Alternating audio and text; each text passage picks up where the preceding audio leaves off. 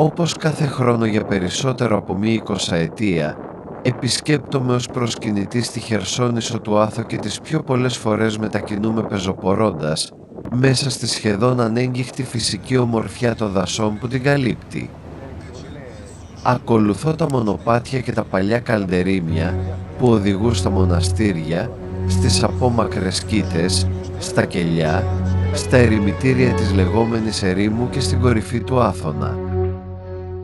Περπατώντας στο Άγιον Όρος θα γνωρίσεις ένα ζωντανό μουσείο τέχνης και ιστορίας. Θα θαυμάσεις τη βυζαντινή τεχνοτροπία όλων των κτισμάτων, τις σπάνιες τοιχογραφίες, τις ιερές εικόνες, τα ξυλόγλυπτα και τα μαρμάρινα τέμπλα των εκκλησιών που φιλοτέχνησαν ανά τους αιώνες μεγάλοι μάστορες της αγιογραφίας και της γλυπτικής.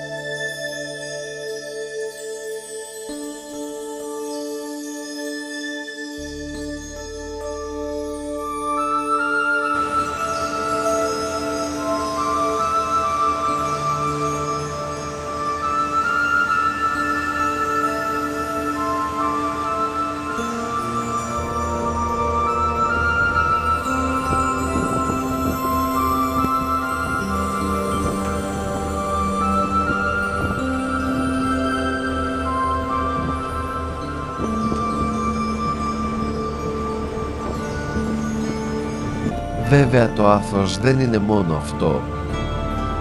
Το Άγιον Όρος πάνω από 1000 χρόνια είναι η σημαντικότερη μοναστική πολιτεία της Ορθόδοξης Χριστιανικής πίστης μας, γνωστή σε όλο τον κόσμο και επισκέψιμης από χιλιάδες Έλληνες και ξένους προσκυνητές. Στη Χερσόνησο του Άθο οι μοναχοί από τον 7ο αιώνα μετά Χριστόν διαβιώνουν την ασκητική ζωή μακριά από τον υπόλοιπο κόσμο. Είναι πρόσωπα που έχουν εγκαταλείψει τα εγκόσμια και χάρη της Ορθοδοξίας έχουν αφιερώσει τη ζωή τους στον Χριστό και την Παναγία. Η φιλοξενία των προσκυνητών στις μονές και στις κήτες, όπως είναι γνωστό, γίνεται μόνο για μία διανυκτέρευση, μετά από επικοινωνία με αυτές και μετά από την εξασφάλιση του διαμονητηρίου. Κατά τη διάρκεια της διαμονής μας, είναι σωστό να τηρούμε το πρόγραμμα και τις οδηγίες του τυπικού των μονών, σεβόμενοι τον τόπο και τους μοναχούς.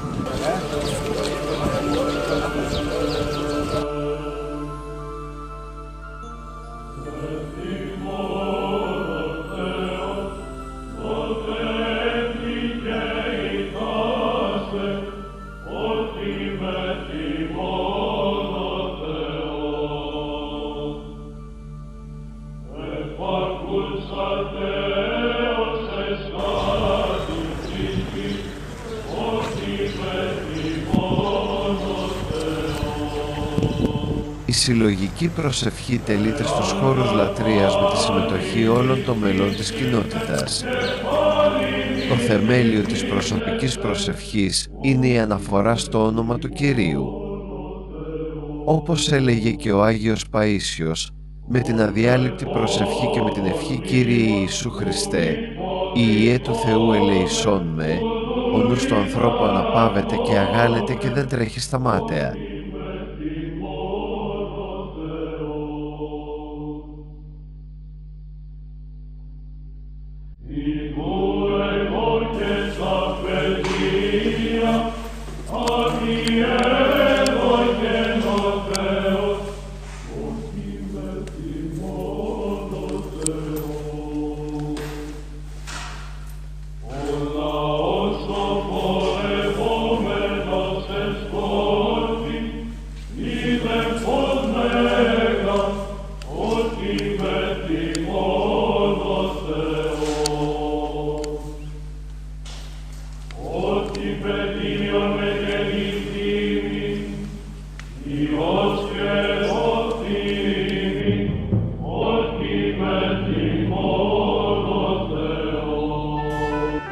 Ιερά Μονή Ιβύρων βρίσκεται στη βορειοανατολική πλευρά της Αθωνικής Χερσονήσου, επάνω σε μικρό όρμο. Ιδρύθηκε το 979 μετά Χριστόν και κατέχει την τρίτη θέση στην ιεραρχία των μονών του Αγίου Όρους.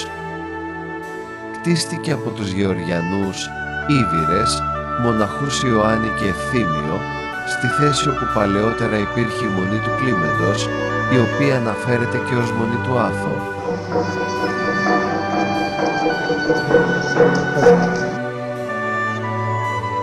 Η εικόνα της Παναγίας Πορταΐτισσας είναι ένα από τα ιερότερα και θαυματουργά κοιμήλια του Αγίου Όρους.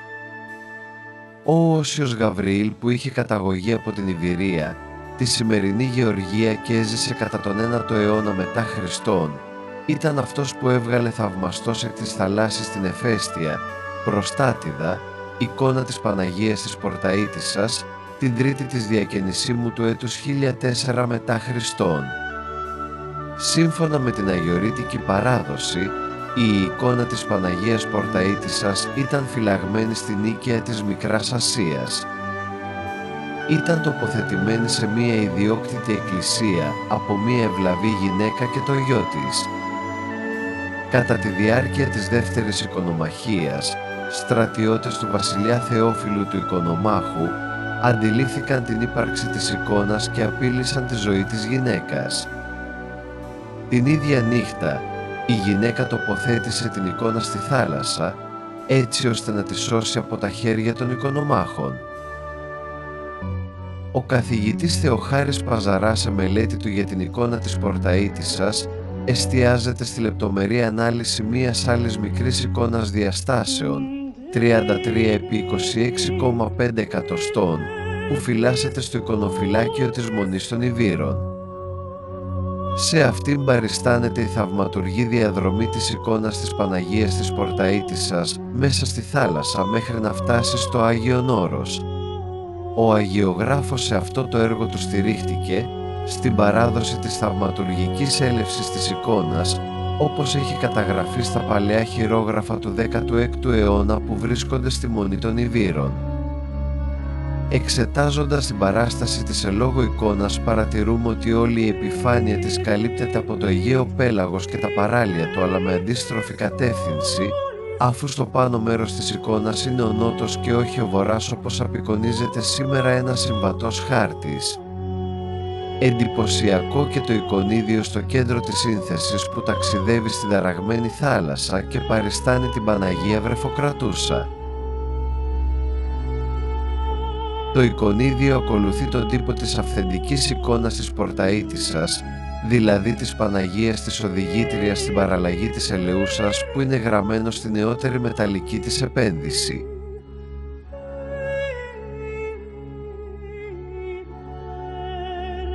Μετά από αρκετά χρόνια, όταν ολοκληρώθηκε η ίδρυση της Μονής Ιβύρων, στα ανοιχτά της θάλασσας μπροστά από το λιμένα του Κλίμεντος, εμφανίστηκε η ιερή εικόνα της Παναγίας που ξεχώριζε από ένα φωτεινό στήλο, ο οποίος ξεκινούσε από τη θάλασσα και έφτανε μέχρι τον ουρανό.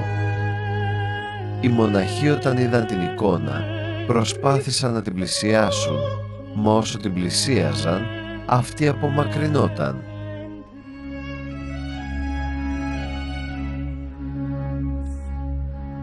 Τη συνέχεια της ελεύσεως της Ιεράς Εικόνας της Παναγίας τη διαβάζουμε αυτούσια από το σύγγραμμα του αείμνηστου πατέρα Μάξιμου του Ιβυρίτη.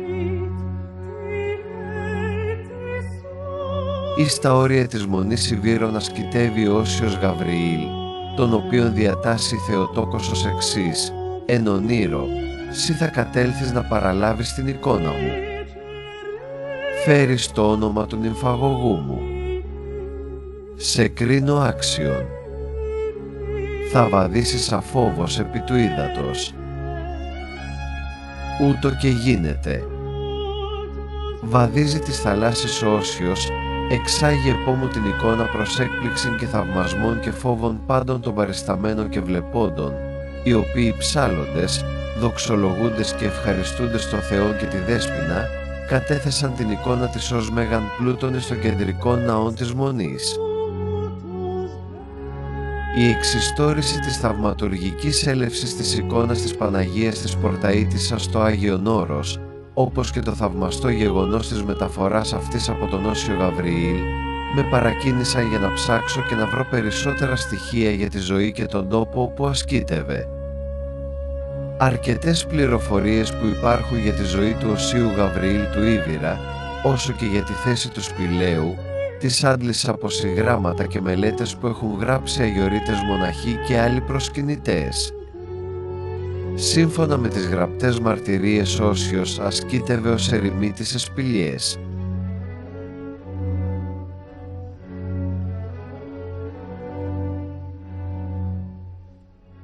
Όπως αναφέρει ο Γεράσιμος Μυρνάκης, ιερομόναχος εσφιγμενίτης στο σύγγραμμά του, στο βουνό της Τσούκας, περίπου 180 μέτρα κάτω από την κορυφή βορειοανατολικά, υπάρχει ένας βραχώδης γκρεμός. Αυτή η τοποθεσία τα πολύ παλιά χρόνια ονομαζότανε Σκοπιά, πιθανόν λόγω της ύπαρξης φυλακίου ή θαλάσσιου φάρου. Επίσης γράφει για τον Όσιο τα εξής: «Ο Όσιος Γαβριήλ, ιερομόναχος Γεωργιανός στο γένος, ωστής εζητώτε επί των βορειοανατολικών κλητέων υπέρθεν της μονής του άθο παρά την πολύχνην Σύσικον την εντί το μεθορείο των κτήσεων των μονών Ξηροποτάμου και Ρωσικού. Ήδη δε σώζεται το σπήλαιον του μεταποιηθένης ναΐδιον επί τη μνήμη αυτού. Πάρο ανοιγέρθη και κάθισμα προς διαμονή των υπερετούντων αυτό. Η Τσούκα, ύψους 738 μέτρων, βρίσκεται πάνω από τον Ιβηρίτικο Λάκκο που δεσπόζει η Ιερά Μονή Ιβύρων και πάνω από τη ράχη της Ιβηρητικής σκήτης του Τιμίου Προδρόμου. Είναι το ψηλότερο βουνό της περιοχής και είναι σκεπασμένο από πυκνά δάση δριός, καστανιάς, ελάτων και άλλων. Παλαιότερα το όρος αυτό το ονόμαζαν Άθος, σε διάκριση από τον Μέγα Άθο, ύψους 2.033 μέτρων, και του Αντιάθωνε Μικρός Άθος, ύψους 1.040 μέτρων. Πράγματι, όταν βρέθηκα στον εξωτερικό χώρο της Μονής των Ιβύρων, στην κυρία πύλη της, κοιτάζοντας νότια στην πίσω πλευρά της Μονής στο ψηλότερο κατάφυτο βουνό της Τσούκας, μπόρεσα να διακρίνω μια βραχώδη κρυμνώδη περιοχή που ξεχωρίζει. Ακριβώς στη δυτική κάτω γωνία των βράχων διέκρινα το κατάλευκο εκκλησάκι αφιερωμένο στον Όσιο Γαβριήλ, που σύμφωνα με τις περιγραφές των παραπάνω στοιχείων υπήρξε το σπήλαιο.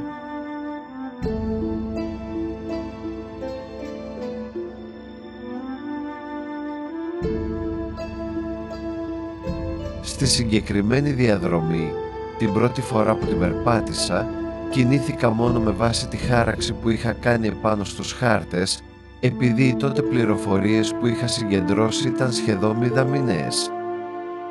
Παρόλα αυτά κατόρθωσα τότε να φτάσω κάπως ανορθόδοξα στη θέση Σκοπιά του όρους Τσούκα και στο ασκηταριό του Οσίου Γαβριήλ του Ήβηρα.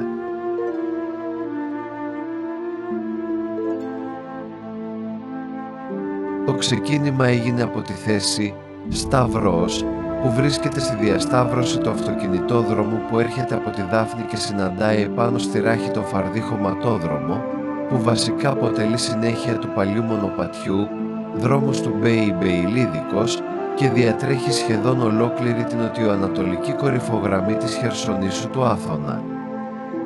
Επέλεξα τη συγκεκριμένη θέση, γιατί εκτός ότι είχα προγραμματίσει, με την είσοδο μου στο Άγιον Όρος, να διανυκτερεύσω στην Ιερά Μονή Φιλοθέου, με τους υπολογισμούς που είχα κάνει, σίγουρα δεν θα μου έφτανε η ημέρα για να ξεκινήσω τη διαδρομή μου από την Ιερά Μονή Ιβύρων.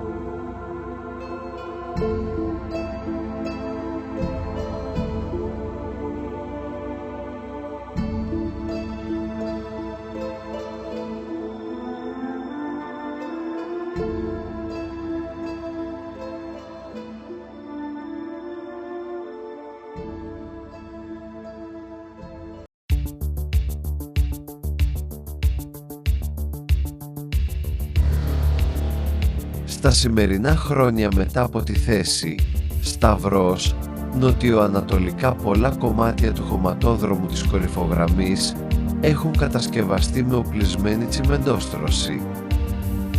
Έτσι σιγά σιγά διαμορφώνεται ένας μεγάλος αυτοκινητόδρομος, πλάτος περίπου 8 μέτρων, που θα πρέπει να οδηγεί στις μονές Ιμωνος Πέτρας, Γρηγορίου, Διονυσίου και άλλες μονές και σκήτες. Μετά από μισή ώρα εύκολο περπάτημα έφτασα σε διασταύρωση που είχε αριστερά πινακίδα για τα Ιβηρίτικα κελιά. Στο σημείο αυτό άρχισα να κατηφορίζω μέχρι να φτάσω σε μια συγκεκριμένη διασταύρωση που είχα σημειώσει από την αρχή πάνω στους χάρτες και θα την έβρισκα στην πορεία μου. Σε 20 λεπτά βρέθηκα στη διασταύρωση διχάλας χωματόδρομων. Ο ανατολικός ευθεία μπροστά μου δεν είχε καμία πινακίδα. Ο ανηφορικός δεξιά μου είχε μια πινακίδα με την επιγραφή «Αδιέξοδος» που με παραξένεψε, αφού μου δημιουργήθηκε μια ανησυχία μήπως τελικά περιπλανηθώ άσκοπα μέσα στο πυκνό δάσος.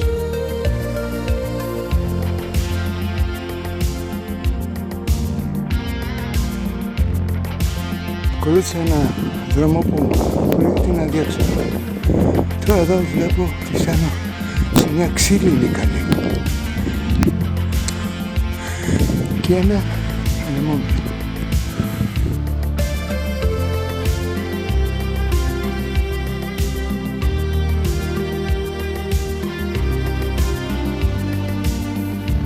Λίγα μέτρα μπροστά από τη γαλήβα χαμηλότερα υπήρχε ένα χνό μονοπάτι σκεπασμένο από χοντρό στρώμα φύλλων. Το ακολούθησα και διαπίστωσα ότι συνέχεια με οδηγούσε ανατολικά, όλο και πιο κοντά στο σημείο που έπρεπε να βρίσκεται το ασκηταριό. Βρίσκομαι σε ένα μονοπάτι κάτω από την γαλήβα. Δεν ξέρω. Θα το ακολουθήσω για λίγο και θα δούμε τι θα κάνουμε. Μήπως μου βγάλει σε κάνα χωματόδρομο αυτό που είδα πάνω.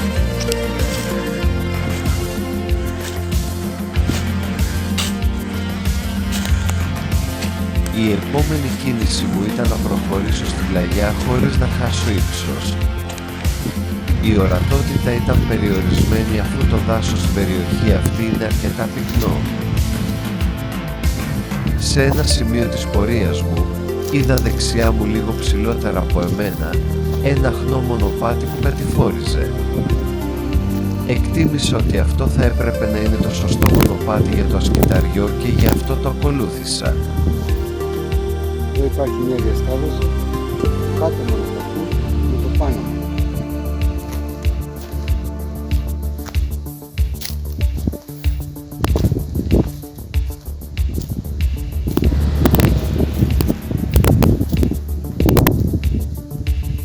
Μετά από 100 μέτρα διέκρινα στη βάση ενός μεγάλου βράχου να ακουμπάει ένα κατάλευκο εκκλησάκι. Με τη βοήθεια του Χριστού και της Παναγίας έφτασα στον προορισμό μου. Εδώ είναι το ασκηταριό του Όσιου Γαβριήλ του Ήβηρα.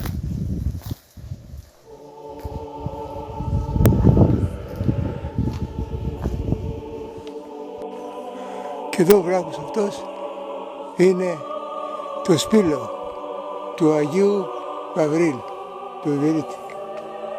Ας χτυπήσουμε και το καμπανάκι για να το ακούσουμε.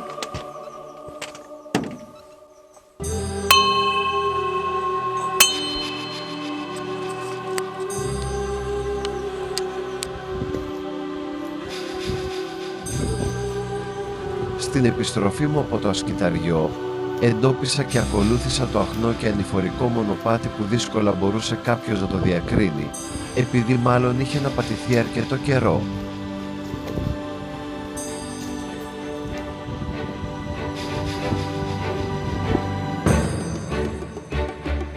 Το μονοπάτι περνά κάτω από τους μεγάλους βράχους της θέσης Σκοπιά, ύστερα δίπλα από μια πηγή που αναβλύζει μέσα από τα βράχια και μετά ανηφορίζοντας φτάνει σε ένα μικρό πλάτωμα που είναι το τέλος ενός κατεστραμμένου χωματόδρομου. Και εδώ βλέπουμε μια δεξαμενή που μαζεύουν νερό. Προφανώς υπάρχει πηγή από πίσω.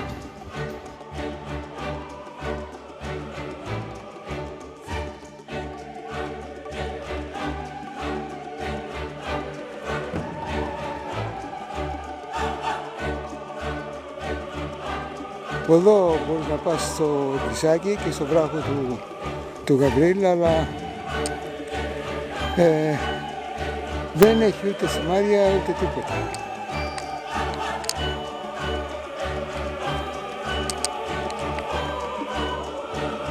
Ακολούθησα ανατολικά και ανηφορικά το χωματόδρομο, ο οποίος ψηλότερα έστριβε και συνέχιζε νότια και ομαλά σε πλαγιά. Τελικά ο χωματόδρομος τελειώνει στη διασταύρωση με τον κεντρικό τσιμεντόδρομο της κορυφογραμμής. Στη διασταύρωση υπάρχει μικρή ταμπέλα επάνω σε ένα μεταλλικό στήλο που γράφονται τα εξής: πρώτη γραμμή σχήμα αιχμής βέλους, δεύτερη γραμμή προς και τρίτη γραμμή Άγιος Γαβριήλ. Είχα πλέον εντοπίσει τη σωστή διαδρομή που πρέπει να ακολουθήσεις για να φτάσεις στο σκυταριό του Όσιου Γαβριήλ. Αφού υποσχέθηκα στον εαυτό μου ότι στην επομένη επίσκεψη στο Άγιον Όρος θα ξαναέρθω στο ασκυταριό, μετά συνέχισα την πορεία μου για τον προορισμό μου, την Ιερά Μονή Φιλοθέου. Τον Αύγουστο του έτους 2025, την επομένη ημέρα της επιστροφής μας από τον Άθο, επισκεφτήκαμε μαζί με τον φίλο και συνορειβάτη Παναγιώτη για άλλη μια φορά το ασκυταριό του Οσίου Γαβριήλ. Ξεκινήσαμε πάλι από τη θέση Σταυρός της κορυφογραμμής και σε λιγότερο από μια ώρα βρεθήκαμε στη σωστή διασταύρωση για το εκκλησάκι του Αγίου Γαβριήλ.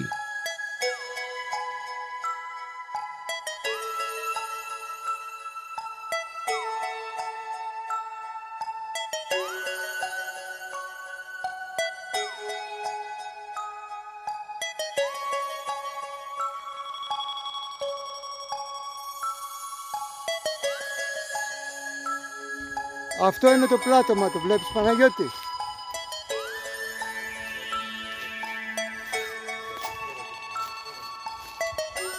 Και εδώ αρχίζει το μονοπάτι που κατεβαίνει στο εκκλησάκι του Αγίου Γαβρίλ, εκεί που βρισκόταν παλιά η σπηλιά.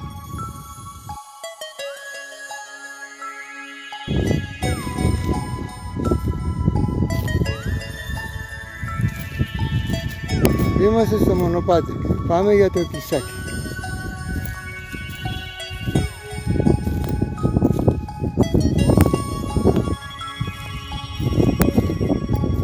Δεν είναι ένα μέρος εύκολο που αν το βρεις, πρέπει να το γνωρίζεις. Την πρώτη φορά που ήρθα, παρόλο που είχα λίγες πληροφορίες, κατάφερα να φτάσω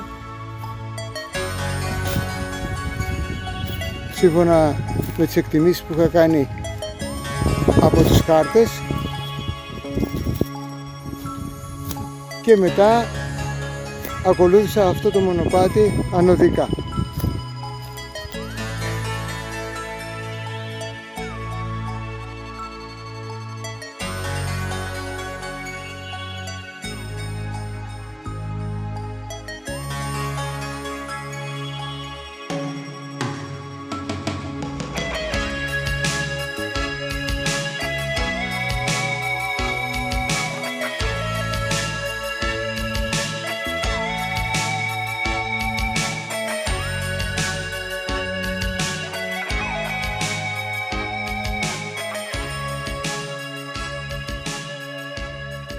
Φτάνοντας στο εκκλησάκι, αφήσαμε στο έδαφος τα σακίδια και αφού ξεκουραστήκαμε για λίγο, ανοίξαμε το μάνταλο της πόρτας και μπήκαμε μέσα για να προσκυνήσουμε.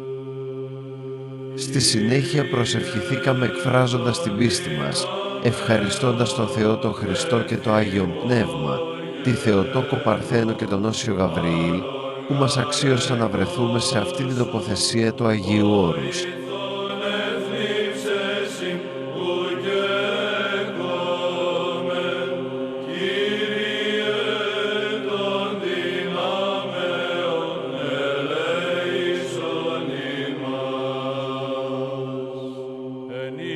Των Θεών εν της Αγής αυτού, εν είδε αυτόν, εν στερεώματι της δυνάμεως αυτού.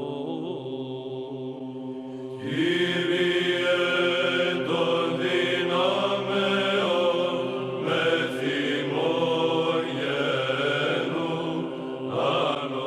Ο γέρον Μάξιμος ο Ιβηρίτης Νικολόπουλος, λόγιος συγγραφέας, διατελέσας και πρωτεπιστάτης του Αγίου Όρους, σε συγγραφικό του πόνημα αναφέρει τα εξής: «Όσιος Γαβριήλ πατρίδα είχε την Άνω Ιβηρίαν, την κοινώς λεγόμενη Γεωργίαν, και το τέκνον ευσεβών γονέων.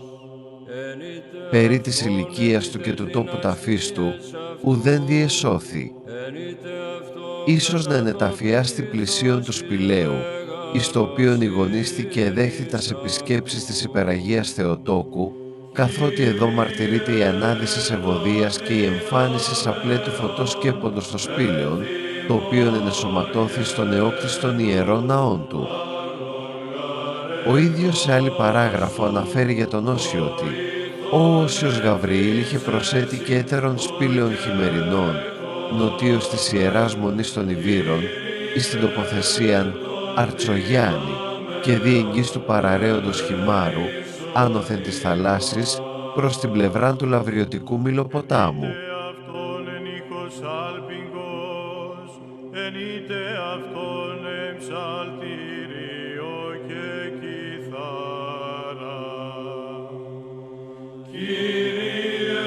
Τη δεύτερη φορά που ο Όσιος Γαβριήλ εδέχθη εν ονείρο την επίσκεψη της Θεοτόκου ήταν την Τετάρτη ημέρα από τότε που έβγαλε την Αγία Εικόνα από τη θάλασσα.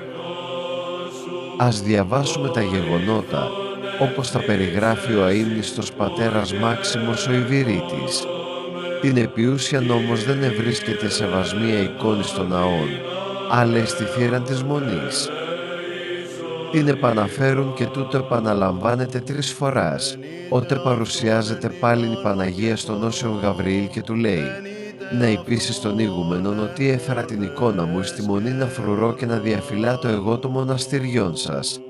Και ου μόνον εις την παρούσαν ζωή, αλλά και διατημέλουσα να ελπίζωσιν εις την ευσπλαχνίαν του Υιού μου και Δεσπότου, άπαντες εν το οριτού το μετευλαβίας και φόβου Θεού ζώντες μοναχοί, καθότι τούτο το χάρισμα εγώ εζήτησα και έλαβον παρ' αυτού, και ιδού δίδομη ημιν σημείων, έως ότου βλέπετε την εμήν εικόνα εν ταύτη τη Μονή Ιβύρων η χάρις και το έλεος του Υιού μου και κλείψωσιν εξή ημών».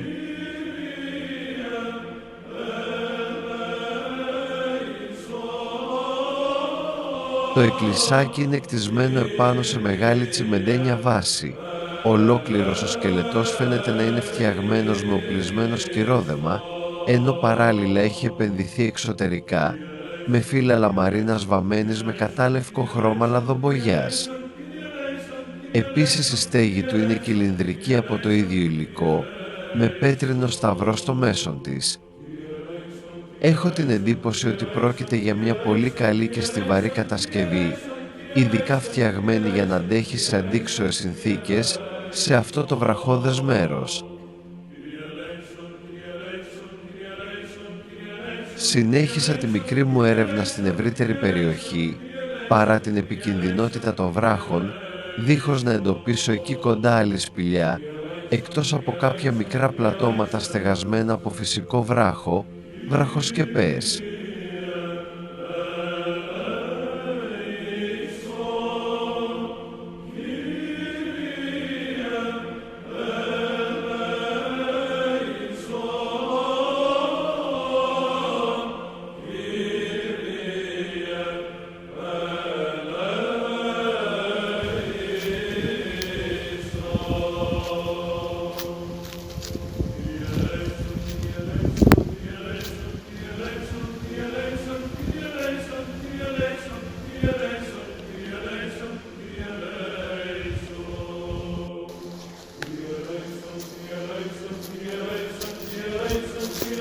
Είναι η δεύτερη φορά που έρχομαι σε αυτό το μονοπάτι και το βρίσκω πολύ καθαρό. Αυτό σημαίνει ότι ήρθαν από τη Μονή Ιβύρων και απομάκρυναν όλα τα υλικά που το είχαν καλύψει. Πλέον είναι ευδιάκριτο και καθαρό και δεν έχει καμία σχέση με το κατεστραμμένο και ασαφές μονοπάτι που βρήκα την πρώτη φορά.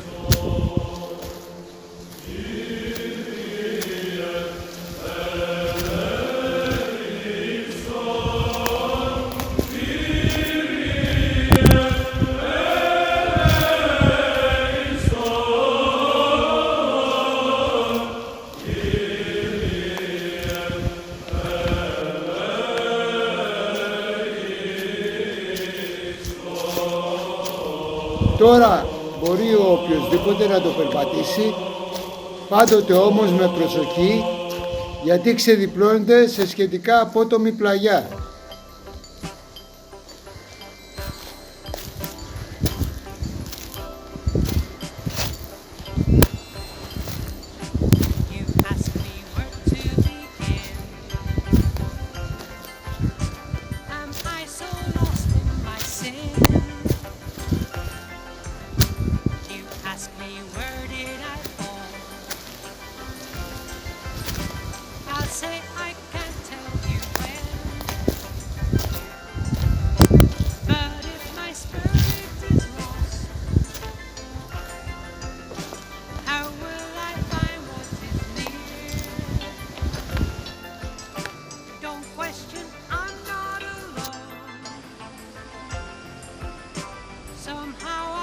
Πανοραμική θέα από το εκκλησάκι του Οσίου Γαβριήλ του Ίδυρα.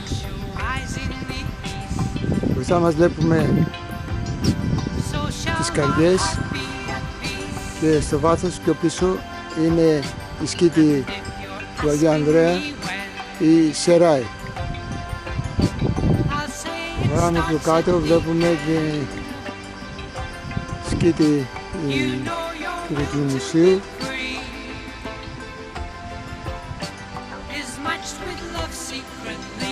Τη Μονή Σταυρονικήτα.